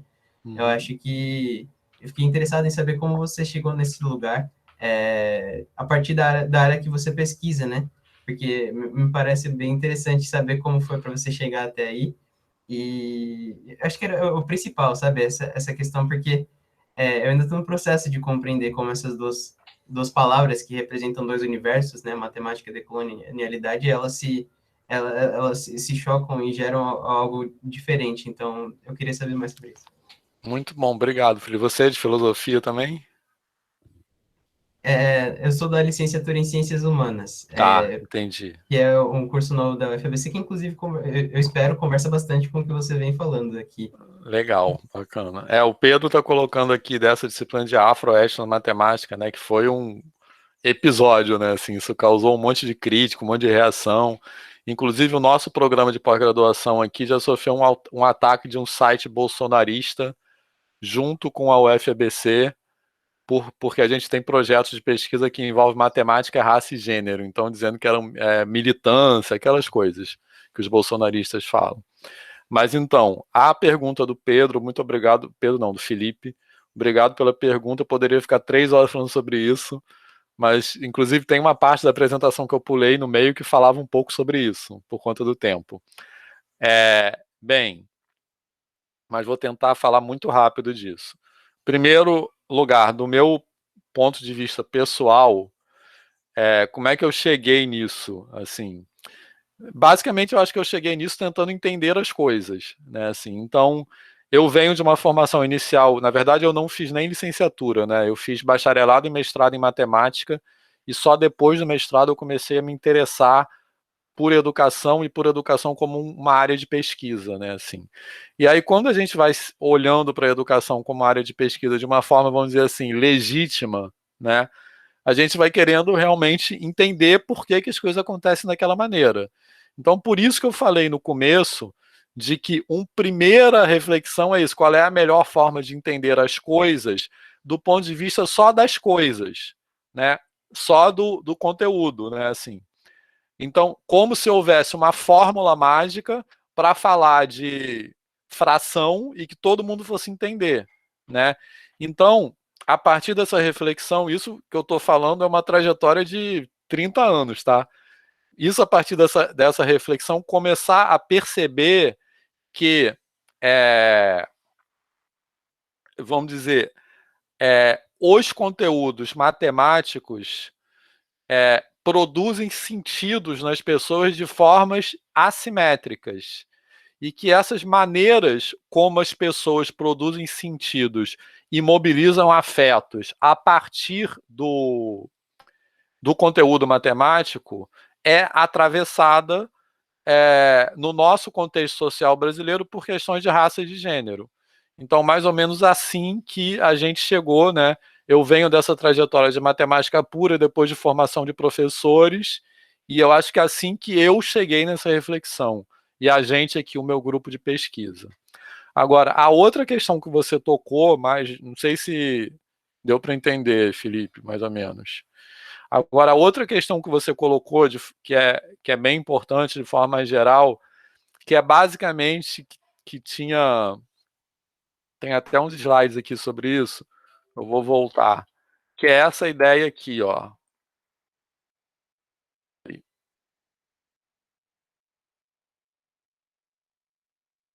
De que a matemática é uma linguagem universal, né, assim. Ou seja, que é bem isso que o Felipe falou, que a matemática, como campo de conhecimento, epistemologicamente, ela não tem nada a ver com essas reflexões socialmente ou culturalmente ou historicamente situadas, né, assim. E essa visão, né, que eu falei, a matemática como se ela pudesse ser neutra, eu acho que ela é muito representada em jargões como esse que eu estou colocando aí. A matemática é uma linguagem universal, ou a matemática está em tudo, né? Então, por exemplo, essa ideia de que a matemática é uma linguagem universal, ela meio que pressupõe, é uma fala quase platônica, né, digamos assim, porque ela meio que pressupõe que a matemática é uma linguagem que está na natureza e que é uma tarefa da humanidade decodificar essa mensagem, né? Então, nesse sentido, a matemática é uma coisa dada, ou seja, a natureza opera por meio de leis que são regidas por uma matemática que existe a priori, e o nosso trabalho é entender essa linguagem da natureza, né? Assim. Em oposição a isso, a gente entende a matemática não como algo que está intrinsecamente nas coisas, mas como uma produção humana, portanto, social e culturalmente situada para dar sentido às coisas, né? Assim. Então, nesse sentido, a matemática é uma política epistêmica, né? Ela é uma opção culturalmente situada, sobre que sentido se dá ao mundo, e não algo que está intrinsecamente no mundo. Então, essa visão de que a matemática é uma linguagem universal, ela produz um descolamento, e aí que nasce, por exemplo, não sei se nasce, mas isso tem a ver com a oposição em ciências exatas e ciências humanas, né? Como se as ciências humanas não fossem universais e as ciências exatas fossem.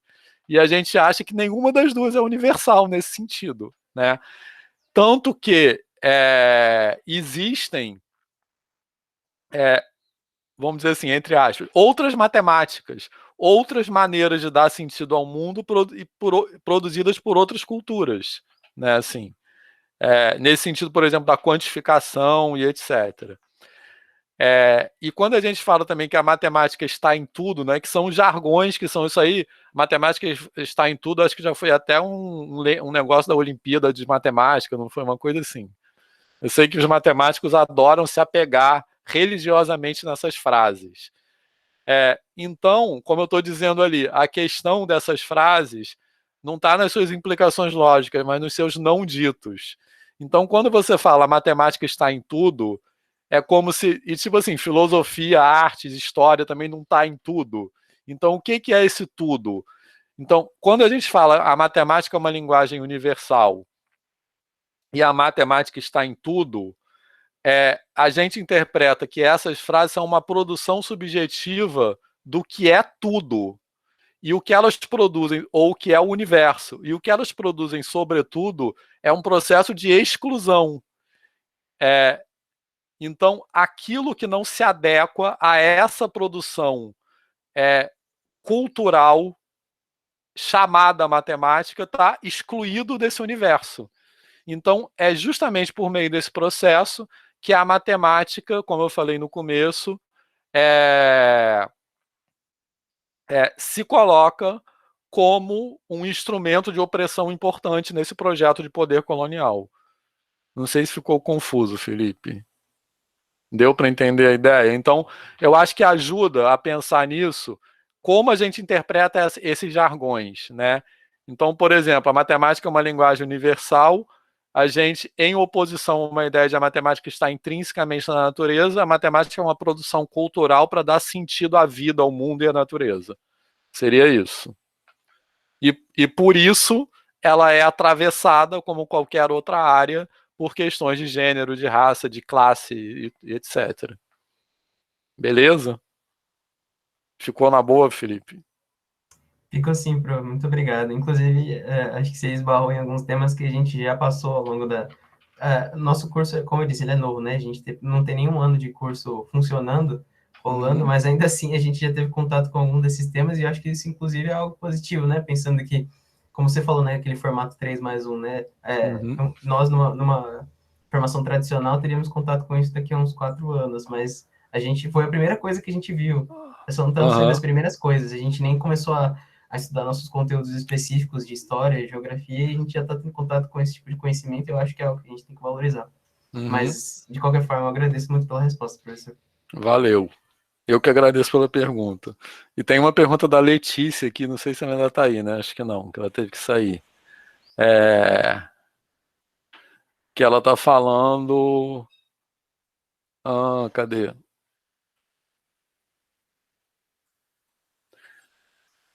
O currículo da disciplina de ensino médio, né? Acho que é da disciplina de matemática no ensino médio. Sou de humanas, mas sempre tive facilidade com matemática. Mas sinto que acabei murchando nos últimos anos do ensino médio. Acho que tem necessidade de compartilhar todo o conteúdo que é apresentado para nós. Por mais que teríamos uma abordagem mais decolonial. Acho que isso tem a ver com aquela fala da Júlia também no começo, né? O que nos faz desgostar de matemática, assim.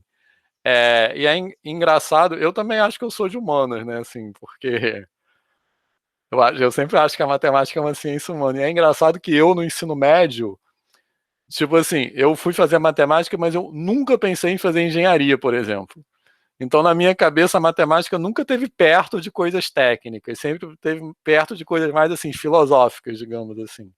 Mas eu acho que a fala da Letícia tem a ver com isso, que a matemática, do jeito que ela é colocada no ensino médio, e como uma única forma de ver a matemática, ela se aproxima de uma discussão técnica. E as pessoas que têm outras visões se afastam da matemática. Acho que é um pouco isso, né? Então, eu também sempre gostei da matemática, mas eu sempre, de alguma forma, pensei na matemática como uma coisa humana, assim, nesse sentido. E talvez seja o caso da Letícia também. Mas aí a gente tem o ensino de matemática que coloca a matemática como uma coisa de fazer conta, como alguém já falou, e não é nada disso. É uma coisa de resolver, seguir procedimentos, né? E Acho que se afasta muita gente, como deve ter sido o caso da Letícia. Então é isso. Vini. Vitor, obrigado. Gostaria de agradecer, acho que nós estamos no limite aí do tempo. Mas alguém, acho que... A Letícia ouviu, então, não sei se foi isso que estava perguntando, Letícia. Não sei se eu respondi a sua pergunta. Mas fala, Vini.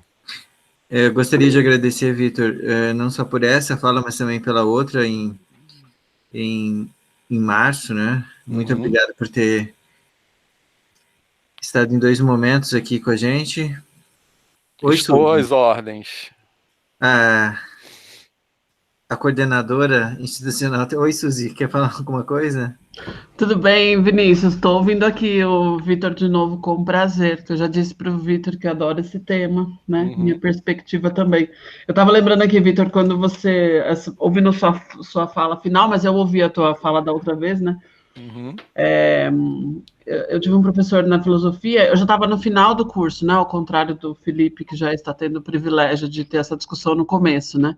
Mas no meu caso foi mero acaso, né? Poderia não ter tido, porque naquela época era muito raro, né? Essa discussão, foi bem acaso mesmo.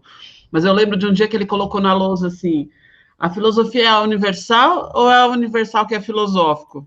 E ele foi embora. Então. Legal. Eu lembro que a gente olhava para a lousa assim, né? Aí aquilo começou a fazer sentido, né? Falei, pois é, né? Acho que o universal é que é um conceito filosófico e foi aí que esse negócio começou, né? Então é uma boa inversão para começar essa muito essa bom, gostei, Suzy, dessa. E na matemática, essa ideia do universal fica num lugar de poder, né? Porque a matemática tem esse mito do poder, né? Então acho que é muito violento a matemática. Então quem não gosta de matemática está fora. No fundo, vai produzindo essas ideias, né? Com certeza. Não, é uma discussão muito rica, né, gente? Acho que a gente tem eu falo que a gente tem um privilégio epistêmico fantástico aqui na UFABC de poder começar tudo de novo.